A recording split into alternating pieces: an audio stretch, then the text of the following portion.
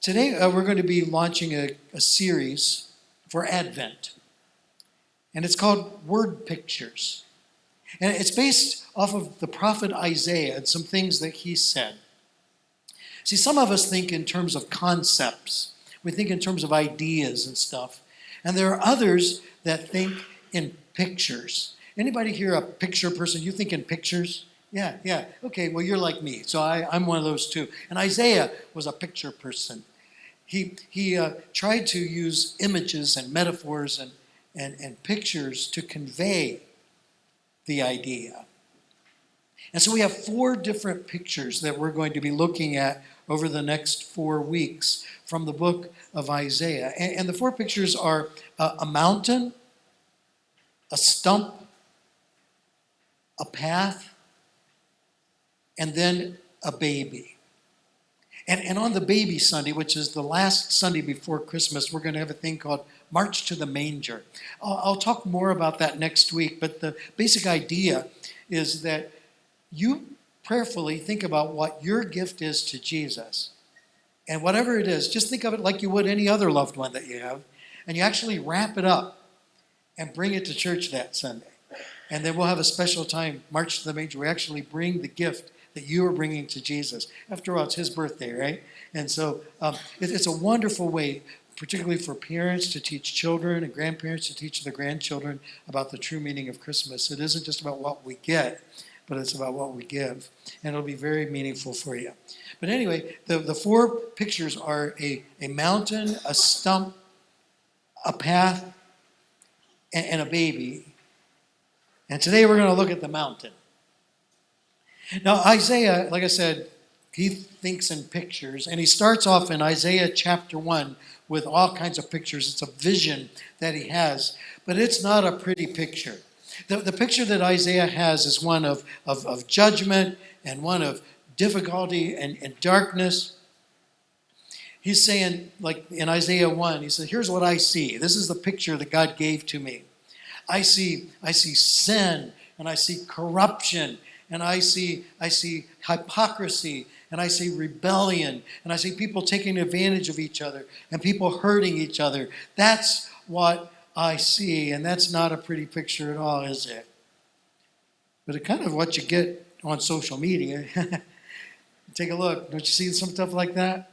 People being hurtful and sinful and corruption and rebellion. I mean, it's everywhere. It's everywhere. It's all over the world. And we see that. Heard a story about a guy, middle of the night. His wife, she says, aren't you coming to bed yet? What are you doing? And he's saying, well, I'm finding people that are wrong on Facebook, and I'm trying to correct them.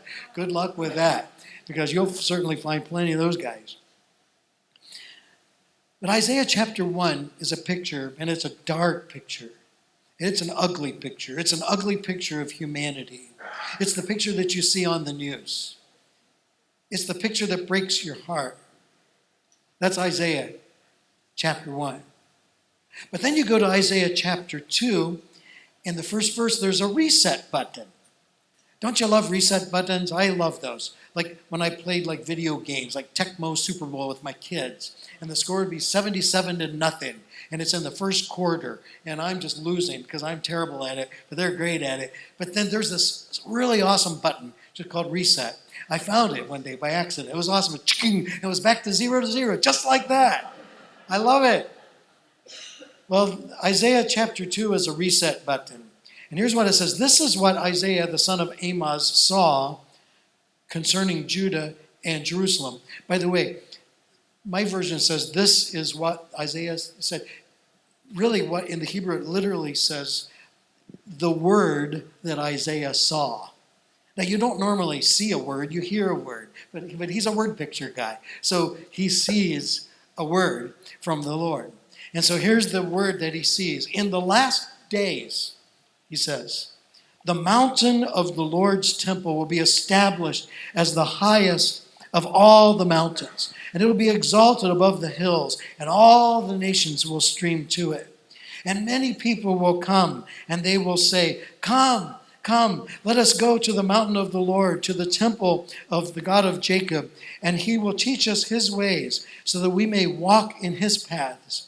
The law will go out from Zion, the word of the Lord from Jerusalem, and he will judge between the nations. He will settle disputes for many people, and they will beat their swords into plowshares and their spears into pruning hooks. And nation will not take up sword against nation, nor will they train for war anymore. By the way, that verse is found at the United Nations in New York. It's inscribed on a wall in granite. This particular verse, turning swords into plowshares and spears into pruning hooks. May that be true. Come, descendants of Jacob, he said, let us walk in the light of the Lord. And so we see two different visions. One in Isaiah chapter 1, which is gloom and doom and destruction and evil and everything's bad and everything's wrong and it needs to be set right. And then we see Isaiah chapter 2, where all is right and made well, and it's the way it's supposed to be. People are living it the way that it's supposed to be. And we live in the middle between these two chapters. And when Jesus came, he set chapter 2 into motion. I mean, it's not completely fulfilled yet. He's not reigning and ruling everywhere yet. There are nations that are still taking up swords instead of plowshares. That right now, today, that's what's going on. But we have hope. We have hope for a better future. We have hope for a beautiful tomorrow. We have hope that Isaiah 2 is actually going to be fulfilled. It's going to actually happen, and we get to see it, really see it someday. But sometimes life feels a lot more like Isaiah chapter 1 than it feels like Isaiah chapter 2. The mountains of Isaiah 1, the mountains of despair, the mountains of heartache, the mountains of grief, they seem bigger than the mountain of the Lord. It can feel that way sometimes. Just this week, 3 Wesleyan pastors lost their children. They died.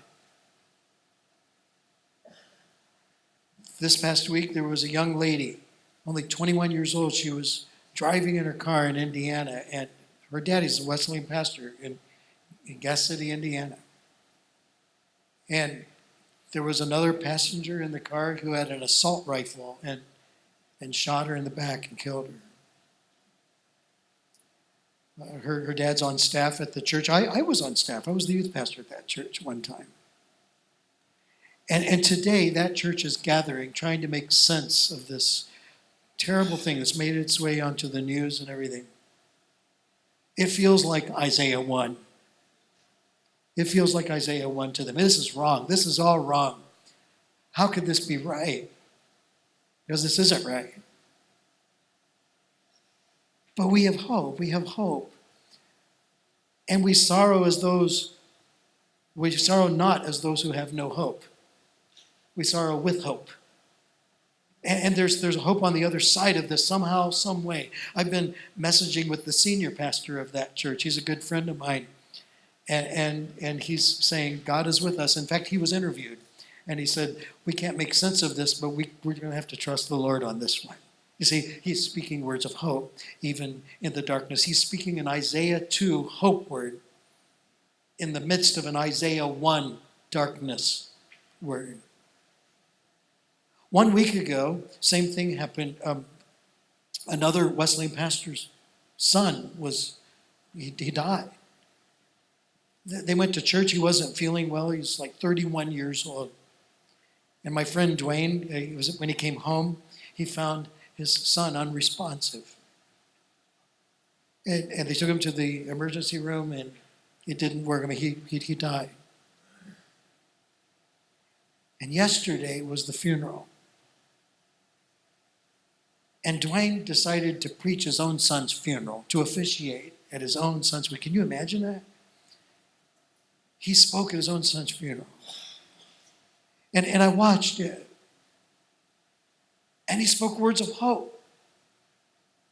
He was speaking Isaiah 2 words in the midst of an Isaiah 1 situation. Here's what he said.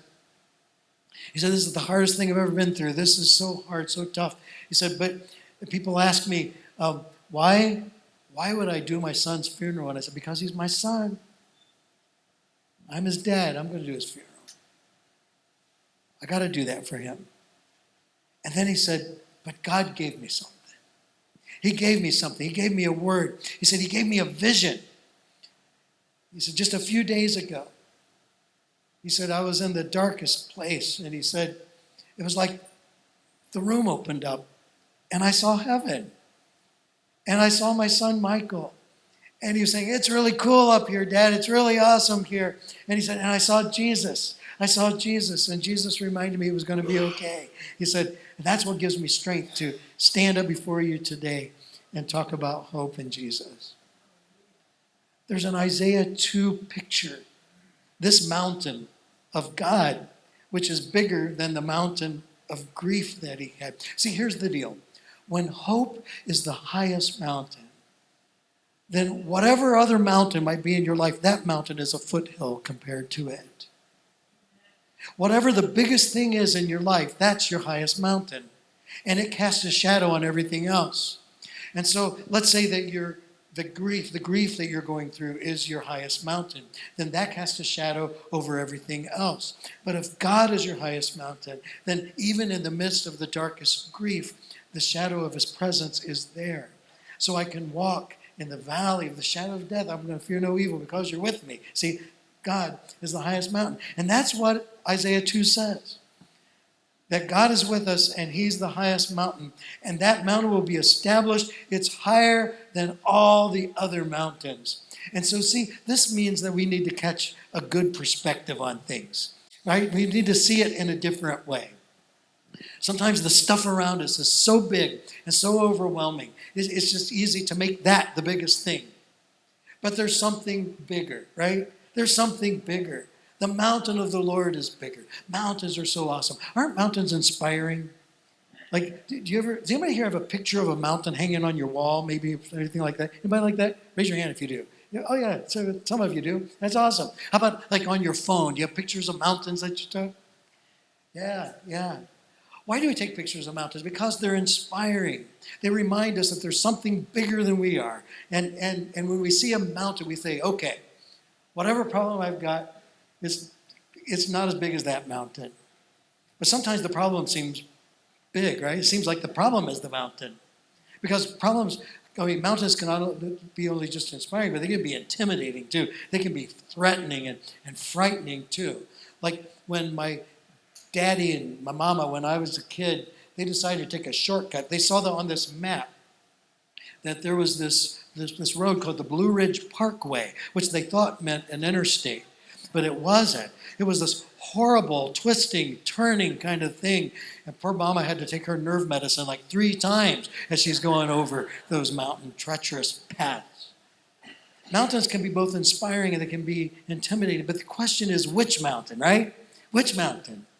If you focus on Isaiah 1 mountains, then what you're going to see is all this trouble and all the darkness and everything's wrong with the world. But if you focus forward to the Isaiah 2 mountain, you'll see that God's going to set it all right, and I'm going to live in light of that. We need a faith lift. We need a change of perspective, a new way to see things. A few years ago, I was invited to Ethiopia. I was supposed to speak at a conference there. They said 250,000 people were going to be at this church conference in Ethiopia, a big national conference. I was like, wow, that's amazing. I've never spoken to 250,000 people at one time before. That would be cool. So I signed up and I bought my non-refundable airplane ticket to Ethiopia. And then like 2 days before the event, before I'm supposed to fly, I get a call from the missionary. And he says, guess what? We've got a problem. He said, they've canceled the conference. There was a big church fight and everybody got mad at each other and they canceled the whole conference and they all went home. So there's not 250,000 people. In fact, there's nobody to listen to you now. And he said, but since your airplane ticket's non-refundable, we'll try to figure out something for you to do. Why don't you come anyway and we'll try to figure it out from there. Well, there went my great dream of speaking to 250,000 Ethiopians. Right out the window that went. And so like I'm thinking, okay, now what do I do? Like so I make my way to Ethiopia, I fly there. And Ethiopia is an interesting place. I mean, really incredible. Like there were chickens in the Addis Ababa airport. I mean, you don't see that in Greenville. But and there were people like with turbans, and there were donkeys going right down the main street of town and stuff, and right along with the Mack trucks and stuff. Um, and we made our bumpy ride in a Land Rover kind of Jeep vehicle, with potholes like you wouldn't believe. It was about 4 hours that we're going to this village where the missionary doctor lived. And we're about halfway in between our trip, like at the midway point, we stop at a roadside park. And the missionary doctor says, look, he says, there's a lake here, and if you look close enough, you'll see a hippo, because hippos live in this lake. Now, I've never, ever seen a live hippo apart from a zoo. So I thought, this would be really cool to see a real hippo. But I looked and I couldn't see them. I mean, like, well, I saw something that looked sort of like a hippo snout. I'm not sure if it was a hippo snout or just a submerged log, but it was something like that. I imagined it was a hippo snout anyway. And I'm like looking at the hippo snout. And while I'm looking for the hippo snout, something happened. I got bit by a mosquito. And as soon as I got bit, I went, oh no, oh no, no. I just got bit by an Ethiopian mosquito. And I know what happens when you get bit by Ethiopian mosquitoes. Bad things happen to you. You get like serious, dead, sick. Like I'm going to like keel over. I'm going to die right here. I'm going to die in Africa. That's what I come all this way from America, all the way across the ocean to a land that I know nothing about, where they have chickens in the airport. And here I am, I can't even see the hippo snout, and then I get bit by an Ethiopian mosquito. I'm going to die in Africa. Well, thanks for this, God. And in my mind, that mosquito bite took on Everest proportions. It wasn't really like this, but the way it felt, the way I thought about it, was going like this. Wonk, wonk, wonk, wonk, wonk, wonk, wonk. This massive mosquito bite. Well, I survived. And they found a few things for me to do. Like I ended up in this little village that was almost an entirely Muslim community. But there were a few Christians. And so the few Christians gathered, and they asked me to come and preach. They said, we want you to preach all day, and we'll come sit and listen to you all day. How would you guys like to do that, huh? Like, no way.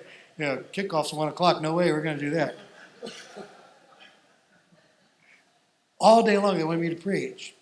And since all their neighbors were Muslim and they would never come into the church, they put a loudspeaker outside so I'd be preaching to everybody that would go by. That was pretty cool. By the way they took their offering, that was awesome too. Like they didn't have money, most of them didn't. They just had stuff, like they would have grain or a duck or whatever stuff that they might happen to have.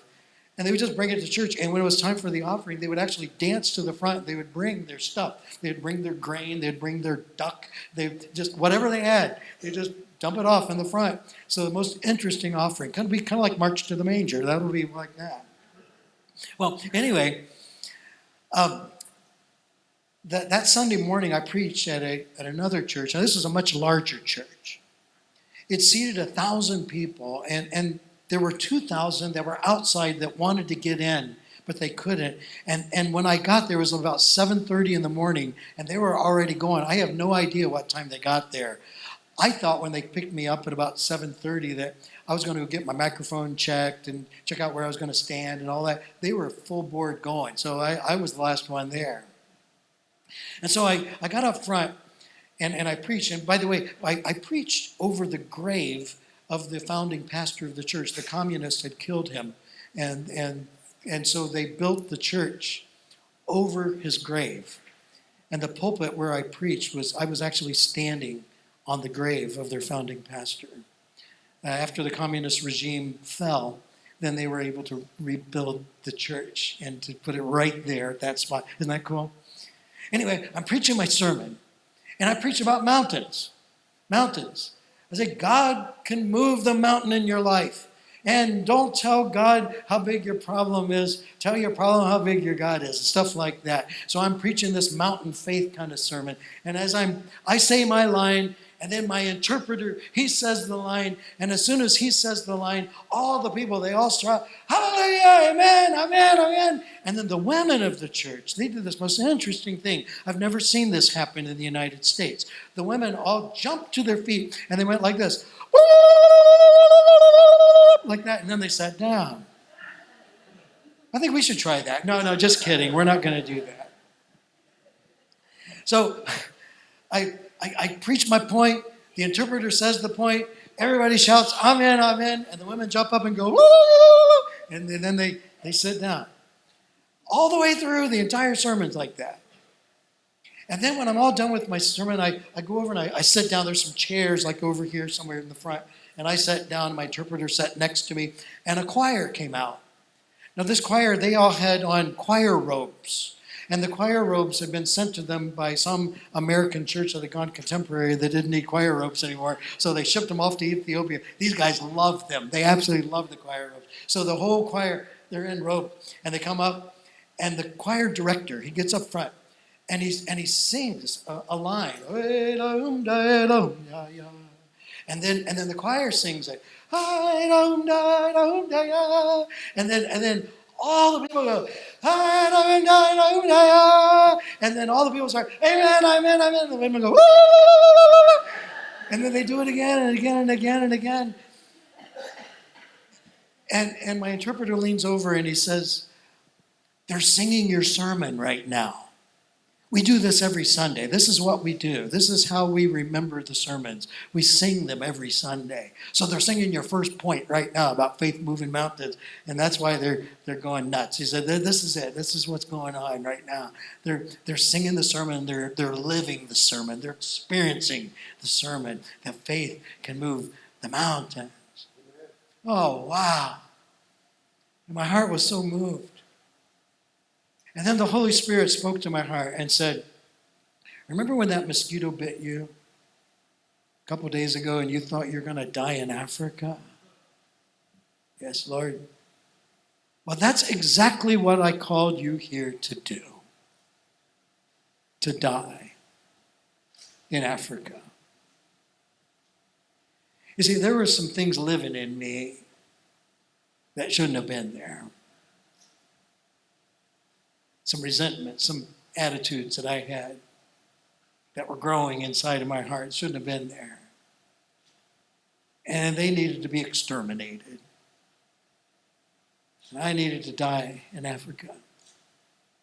And while those precious saints were singing my sermon, I knelt down. I just knelt at that chair and I prayed. And I said, God, please forgive me. I want the kind of faith they've got. Would you remind me again how big you are?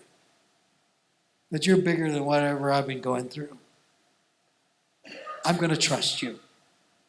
I'm going to trust you. I'm going to die right here in Africa. I'm a dead man right now.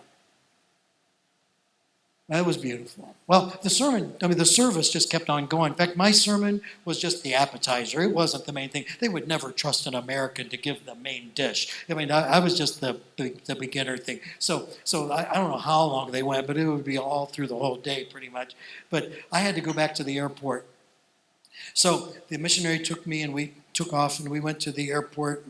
He said goodbye and dumped me off at the airport and said, you'll do just fine from here. And so I went into the airport. Now, this is before I had a cell phone. I don't know if it would have worked in Addis Ababa anyway, but I didn't have a cell phone. And so I go to the gate agent. I said, I'd like to get my ticket now so I can go back home to America. He says, America? Oh, I'm so sorry. You didn't call yesterday to confirm that you're coming, so we gave your seat to somebody else. And I said, what do you mean you give me a seat to somebody else? Well, can you give me somebody else's seat then? And he said, oh, no, we're all full. Everybody else confirmed. You did not, so you do not get a seat. And I said, well, then could I go on the next flight, maybe? Yes, that'd be very fine. Okay, well, when does that go? That would be Tuesday. Tuesday? This is Sunday. Tuesday? All of a sudden, images of Tom Hanks in the terminal came to my mind. I'm thinking, now what am I going to do? I'm going to have to live in an airport for 2 days. In an Addis Ababa airport. What on earth am I doing? And I just started freaking out. And then the Holy Spirit spoke to my heart and said, hey, don't you remember? You just died in Africa. Dead men don't panic. Oh, yeah, that's right. I'm a dead man. Okay, I don't have to panic. Okay, Lord, I got it. You're in charge. I'll let you win. Okay, so whatever happens, happens. I'll go with the flow. And then it was awesome. It was just awesome. I saw the most amazing, interesting, fascinating sights you'd never, ever, ever see here in the United States. It was the most incredible thing. And then right before the last call, one seat opened up and I got on the airplane anyway.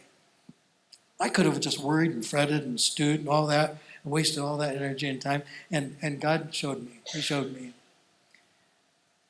But the reason why I bring this is it's important to remember that God's bigger. He's bigger. And if you're facing something that seems huge and it looms in the way, it feels more like Isaiah 1 than Isaiah 2, then look again. Switch it. Hit the reset. Go to Isaiah 2 and say, God is big. And his mountain is going to be established. And then all the nations are going to come. And I'm just going to live in that reality. I'm going to live there rather than in this other reality, right? I want to live by faith and not by sight. I'm going to live in hope. And hope's going to be my highest mountain. I was preparing an Advent series, and I was preaching from Isaiah about the Prince of Peace. Wonderful Counselor, Mighty God, Everlasting Father, Prince of Peace. And I thought, isn't it interesting that Jesus, the Prince of Peace, was born in Bethlehem, which was being rocked by violence. I'd been seeing it on the news. And I wondered, how do Christians in Bethlehem handle this? And so I did a Google search. I tried to find a Christian in Bethlehem I could connect with, and I found one. His name was Hannah Masad. He taught at Bethlehem Bible College and was the pastor of the Baptist Church in Gaza. Gaza, the only evangelical church in the most violent and dangerous community in the world. And I found this guy. He went to Fuller Seminary, the same seminary I went to. He is a U.S. citizen. He could live here in the United States if he wanted to. But he ended up pastoring this church in Gaza. He's an Israeli citizen, a U.S. citizen, and he's a Palestinian. All three. I found this guy. And I said, how can we pray for you? And he said, we pray that God will protect our people. Because our bus driver was just shot and killed by extremists. Just on the doorsteps of right at the stairs of the church, he was killed a couple of weeks ago. Please pray for God, that God would protect our people. And pray for food and water, because we've been bombed, and our electricity and our water supply is just not very good at all. And medical stuff is just bad. He said, just pray for us for the basic necessities, is what he said. I was like, wow. It's hard for me to imagine. A guy that had a family just like I had a family, who went to a seminary, the same seminary I went to, who loved Jesus the same way I love Jesus. And yet here he is in this dark and difficult place and suffering so much. I decided I wanted to bring him to my church in Hayward, Wisconsin. So we did. We actually brought him. Although, I got to tell you, it was over the objections of some in my missions committee. They didn't want to fund him. They didn't want him to come because he was Palestinian. And they said, well, we don't want to bring a Palestinian to come and speak at our church. And, I went over their heads and just brought him anyway, because he was a Christian. That's what he was. He was a pastor. And he wasn't political. He was just being like a Jesus person. I'm glad I beat the mission committee on that one. And they saw it after the fact. Anyway, he came to our church, and the most incredible thing, he told us the story about his bookstore manager. Young guy, 2 little kids. His bookstore manager was in his late 20s, and some Muslim extremist terrorists came into the store, and they took him at gunpoint, and they said, "You need to renounce Jesus, or we're going to kill you." What would you say? And he said, "I need to call my wife." And so he calls his wife, and he explained what was going on. And she goes, "Honey, you know what you need to do. You can't renounce Jesus. You belong to Jesus." And so he didn't. He didn't renounce Christ, and he was murdered for his faith. And here's this man, the pastor of this church in Gaza, who was at my church in northern Wisconsin, telling us this story. And then we end up thinking that we suffer so much for spiritual things because somebody looks sideways at us, or somebody says something snarky on social media about something. That we don't know persecution at all. He knows what it is. But here's what I saw. There was not 1 ounce of bitterness in Hannah Masad. Not one. Not a teeniest bit. It was all love that came out of him. And what I saw in him was a living out of Isaiah 2, even though the world hasn't caught up to it yet. It's that way in his heart. Like, there's no sword in his heart, just plowshares, right? There are no spears. He's not fighting against his enemies. He's blessing his enemies. That's what he does.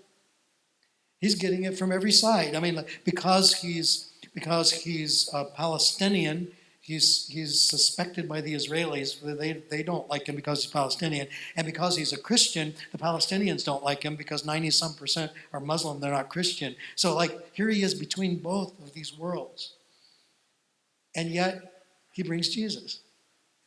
And what he told us, he said, this is the only answer to the troubles in the Middle East. It's Christ. It's what Jesus does. That's the answer. And when people find the answer, then that'll solve the whole dilemma. It'll solve the whole puzzle. So he's invested his entire life to this. Even to this day, he's helping. He doesn't live there anymore just because of the threat on his actual major threat on his life. He lives in Jordan, and he takes missions in. And even today, he's taking care of over 1,000 Iraqi Christians who have been displaced by ISIS in Jordan. He's taking care of them. This is what happens when you live in Isaiah 2 rather than Isaiah 1.